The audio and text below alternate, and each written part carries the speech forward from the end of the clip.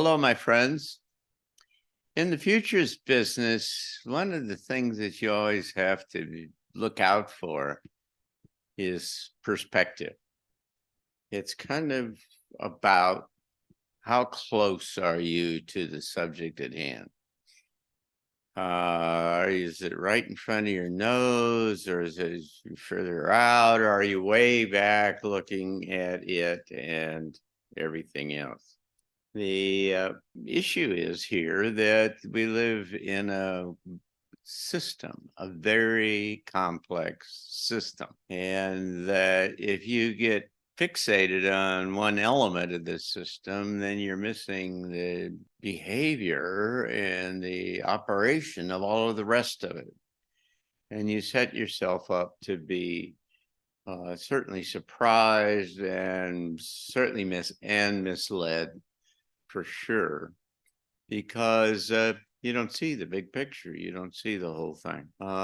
In engineering, we're taught to try to always see the big picture and always to be thinking about how a particular device is going to be used and what's the variable kind of situations in the environment that's going to be there, and any of a number of kind of contextual things, because all of the meaning that we make in terms of life is all about context. You cannot say bread and know what somebody is talking about. If you're of a certain age, you may be not thinking at all about some product of a bakery somewhere or a supermarket, but it may be a rock band of back in a certain era that some of us may remember. And so it's only when you get context that you fully understand, to the extent that it's possible to understand, but that you fully understand what something means. And so that's all about perspective. The problem of that in this day and age is that all of the big money in our world is all oriented toward trying to truncate your perspective.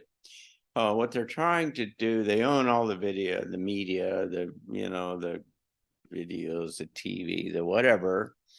And so what they're trying to do is generate all of this focused kind of engagement with whatever it is that they're pitching. Sometimes the objective is just to keep you so involved, no matter what is being produced. The idea is to essentially make sure that you don't see the context.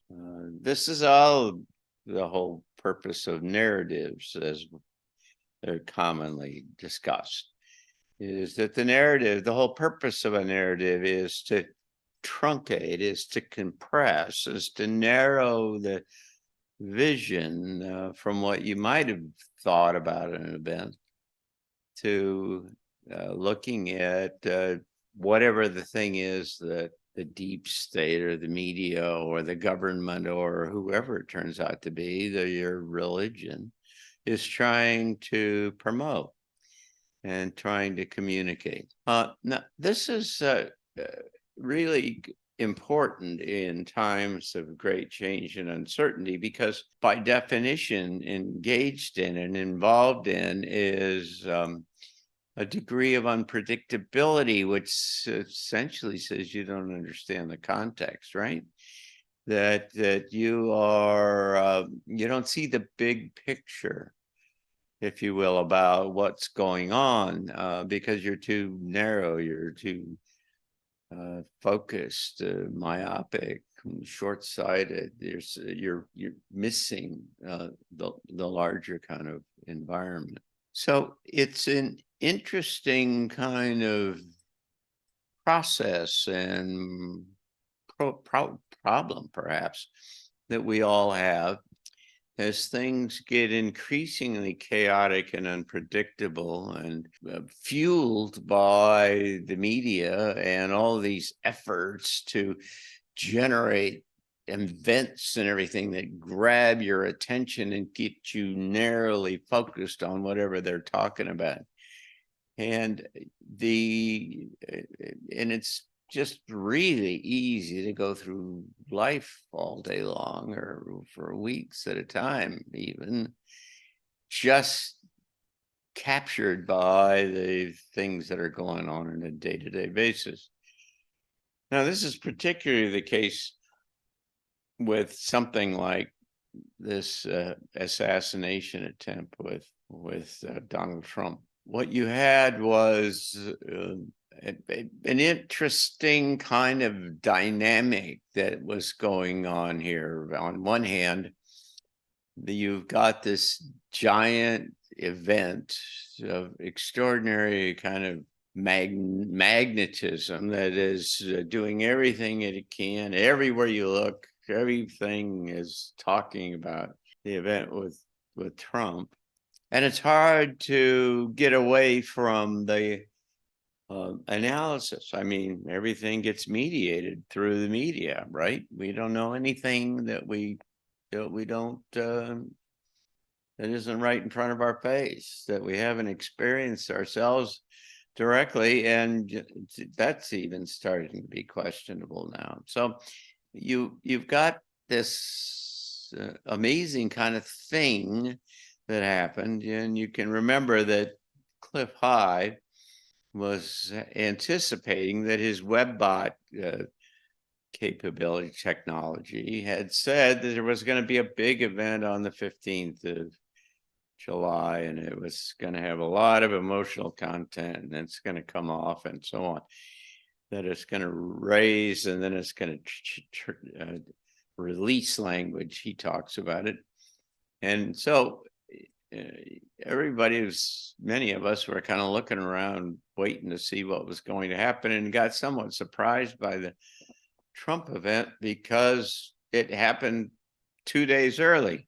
If you were focused on the date, on the Monday, the 15th, then you would look around and say, well, nothing really happened, or Tuesday didn't really happen. But you're awash in the analysis and all of the things associated with what happened on Saturday. Parenthetically, one of the problems of prognostication and being in the futures business writ large is that you have a hard time getting dates right and times right. You can get big events and be spot on in terms of when a big event is inevitable and that it's going to come, but it's easy. It's almost inevitable that you're going to guess long or you're going to guess short for whatever kind of reason. Time is really hard in all of this. And so the Trump assassination attempt on Saturday would probably be considered a hit by Cliff High or some others as being this major kind of thing that was all planned. We live in a very interesting time because, when I was a kid, if something like this happened, then the reporting that you would get, you would start with the assumption that it was an attempt to be accurate, right? An attempt to generate truth, and that it was not being kind of fundamentally manipulated in any kind of way. But as we all know by now, is that there are all these very active and sophisticated and very well-funded kind of mechanisms and processes that are all designed to change and manipulate and generate new ideas around whatever really happened. And that you're at a place where you can't even decide, whether what is real or not anymore. And so when something like this happens with Trump, what you really need to do is you need to immediately start to back away in terms of your perspective. And you need to start saying, okay, let's look at this context and let's figure out what this is. Let's see how this starts to emerge, because you almost know, at least you should assume, that all of the people who are wanting to spin this thing for one reason or another are going to be there right away at the beginning, and they are going to try to capture and shape the perspective that you have about what is happening. That really turned out to be the case here in terms of the Trump event. The first I heard about it was kind of late in the afternoon on Saturday, very soon after it happened, as a matter of fact. It took an hour or so before kind of the machines started to turn up and started to spin all of these things and generate all these ideas about what was going on. On Sunday, I had to give a talk by Zoom to a group in Malaysia, an international group in Malaysia that was, interested in international Chinatowns, as it turns out, all places and major cities all around the world. And I had done a lot of work with Singapore, and so the organizer was familiar with me, and I asked me if I'd talk a little bit. So I talked to them about the future, and they wanted to know what's the future for humanity and for the planet and so on. And then there was a question at time, and one of the participants there, the first question he asked was, well, what do you think about this thing that happened and this kid who shot Trump? And it made me kind of think about this whole thing, because I had to say to him, listen, my friend, I've watched this stuff long enough to know that you really don't know what's really happened at all starting into this thing. And it isn't until you get downstream and see this bigger picture, this perspective, you get away from it, that you can start to make what you think might be sense out of all of this. And so I have watched this now over the last 4 days. This today being Thursday, and you've watched just all of these alternative perspectives and pieces and ideas that just kind of roll out of this thing, more and more and more inconsistencies, and that all just start to muddy the water and certainly shift your focus away from the simple kind of notion that some 20-year-old kid with a gun climbed on top of a roof and shot at Trump, but to now there's all kinds of things. I mean, I just read a bit earlier today that there was 2 days before that event, some investment fund that was associated with the BlackRock folks had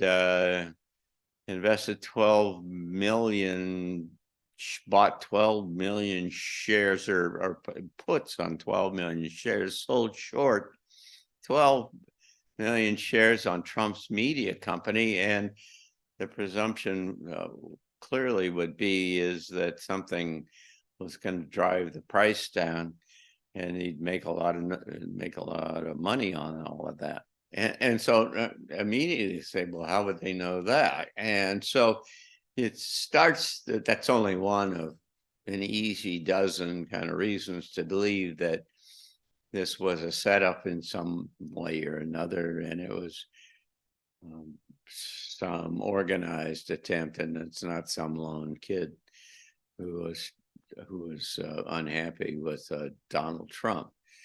Well, I mean, this is a big deal, because what it means is that this kind of event, and probably many more that will show up in the next 6 months, all are designed for a particular, objective and an outcome that the perpetrators of these things have systematically thought about what will happen if what they're trying it fails, or what the secondary or tertiary kind of implications of these uh, things are. The context you have to remember is that that you're kind of getting to the end of this game, and as I've suggested otherwise in this forum, is that it's almost like we've driven the deep state guys into a corner, and they got one hand to play in their poker game, and they're going to throw everything against the wall that they can, because they've only got one more chance here to try to change things. And so they clearly tried to take out Trump. Who knows what would have happened if that happened? I've often said that no matter what happens to Trump, half of the country's not going to like it, whether he gets killed or whether he gets put in jail or whether he gets elected. And so there are extraordinary kind of efforts in place to try to manipulate the narrative and the story that is going on, that's right in front of our faces right now. In the context, in the environment of doing that, I also just yesterday watched 2 lengthy videos of Terence McKenna. Now, if you don't know who Terence McKenna is, Terence McKenna was one of the pioneers back in the 60s with his brother Dennis, who's a friend of ours, who's been the transition talks here at the Arlington Institute. But Terence is an amazing intellect and an extraordinary mind, and very articulate and so much fun to listen to. But he has got a soaring kind of picture about what reality and how it works. And it's been augmented, if you will, by being one of the pioneers of this hallucinant, psilocybin mushrooms and LSD and all of the things that were going on in the 60s. I mean, he's very open in suggesting that he's learned so much about what he talks about is from the mushrooms, or from the however he characterizes the source, the information source that he accesses when he uses these hallucinogens. He's an amazing kind of guy who has. There are very, very few. Easily, you can hold in one handful on the whole planet. Certainly, in the English-speaking side of the planet, the number of people who have these big, soaring, integrated pictures, long-range pictures about maybe how this all is working. These were necessary. Terence died in 2000, and so these were necessarily from quite some time ago. And in one case, it was a 2+ hour long question answering session that just was kind of mind blowing. It was mind blowing in the context of being surrounded by all this stuff going up that's trying to get you focused on this business of Donald Trump and what's going on with him and what it means and all of that kind of stuff and who's involved. And suddenly you listen to Terence McKenna, and he's got this giant perspective, and he's talking to you about these deep wisdom that has come from the plants and the entities that he's engaged with using ayahuasca and other kind of medicines, as they call them.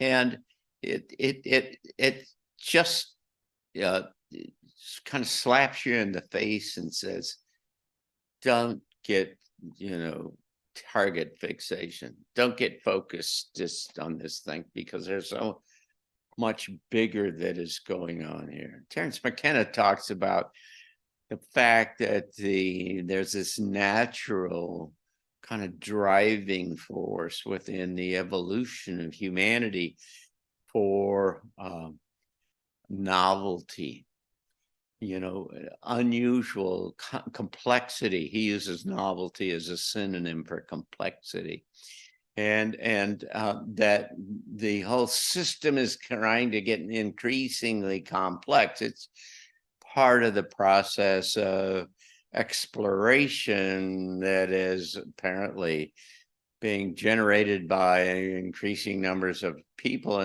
on the planet and the universe, for that matter, that is all exposing more variables and possibilities to the creator of all of this, or the source of all of this.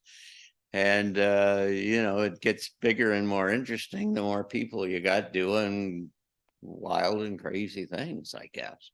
That those kind of wild and crazy things are increasing complexity, where you get, more surface area, essentially, on more kind of granular kind of components in the system.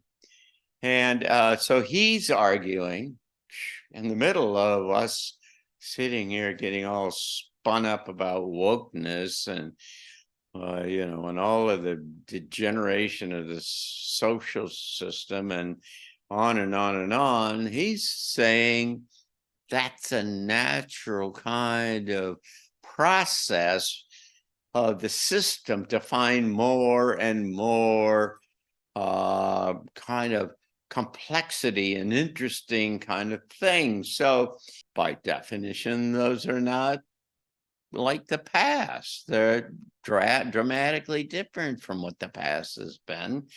But that's the deal. I mean, that's what this is all about, is to, walk us into, or let us participate in, these increasingly complex and varied kind of situations that are not like the past.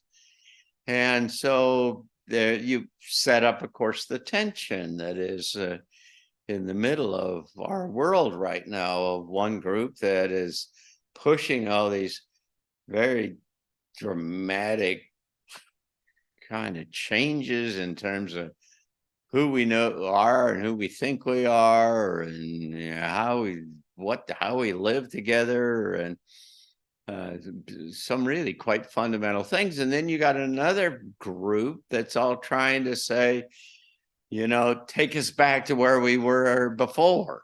Make America great again. Take us back to what was familiar with us. Well, it's really, really hard, for me at least, to navigate down through that. Is to, it kind of pushes you back and says, well, wait a second. Where is the natural kind of trajectory of this human evolutionary process going here? And are we, when we try in some seemingly common, almost perverse way, are those of us who are trying to hold on to some of the basic organizing principles that we consider good, that we've grown up with, and that have produced a lot of benefit for us individually and for societies. Are we trying to hold on to the past in some kind of a way that is kind of predictable and kind of an inevitable kind of response? But it's not the future. That's not the winning side in this thing. Is the winning side the side that's generating all this variability? Is the future really an AI-based future because it's so complex and everything? And so is this headed towards some kind of a synthetic environment, simulation kind of thing? Is that kind of the natural trajectory where this goes? Does humanity and existence and consciousness as we understand it kind of morph into something that is really strange and frankly rather disconcerting to us at first glance and first kind of blush? This is it's just really kind of intriguing to kind of back away, as I suggested here at the beginning, away from this whole thing and start to say, what is this really about? Is how do you keep the big picture? Now, this is not an argument for capitulating to AI and transhumanism and all of the other kind of gender dysphoria kind of things at all. But it is an argument for trying to back away and see it in a larger context, and maybe build a different kind of underlying kind of paradigm or framework from which to understand kind of framework in any case, but to try to make sense out of and understand where this is all going. Because it could have a wrinkle in it, or at least it has another different kind of grid or architecture to it that begins to understand that the evolution of individuals to the next level of consciousness somehow maybe that next level of consciousness has got an integral part of it is very complex technology that gives you then this strange kind of synthetic or amalgam or hybrid kind of world that is not simple, just meditation, higher I don't know. But it is really easy to just try to make sense out of this thing without getting back far enough that you can that you see the whole system. And that's certainly the case in kind of contemporary and current things like this Trump thing and going into the election and any number of other things that might show up in the coming weeks. But it's really, I think, not only interesting, but important in terms of trying to make sense out of the bigger picture about where this all is going and might go and why it's going the way it's going. Because the sooner we at least position the correct scenario, whichever that is, you can't tell right now, but if you have a spectrum of scenarios, let's say you've got 24 of them, if you're able to kind of manage that level of complexity, which most people can't do. But let's say that you've at least thought about 24 different kind of possibilities. The aliens show up, the whatever, the flares from the sun, the blah, whatever, all of the different kind of variables. Then what you have is a framework in the back of your mind that gives consistency and meaning to that kind of situation if it in fact manifests itself. Well, what I'm saying is that there is maybe another one. That is this kind of amalgam between technology and consciousness that goes into a space that we haven't thought about yet, and that might be, important to where this is all going.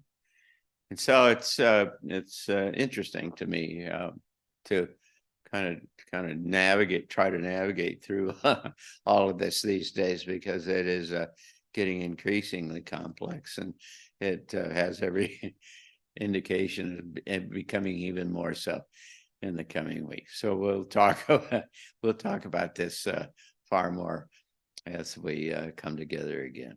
So thank you very much.